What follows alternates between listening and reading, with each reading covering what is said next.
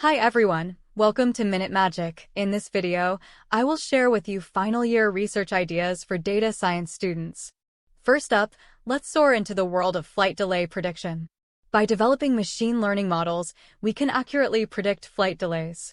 Consider factors like weather conditions, air traffic, and historical data to assist airlines in proactive planning. Next, let's analyze customer sentiment towards airlines. By analyzing feedback from social media, reviews, and surveys, we can understand passenger sentiments. Use natural language processing techniques to categorize feedback and identify areas for improvement in customer experience. Optimizing airline routes is crucial for efficiency. Apply optimization algorithms to minimize fuel consumption, reduce operational costs, and improve overall efficiency. Let's explore dynamic pricing strategies, overbooking management, and capacity allocation techniques. Forecasting future demand for airline routes is essential for planning.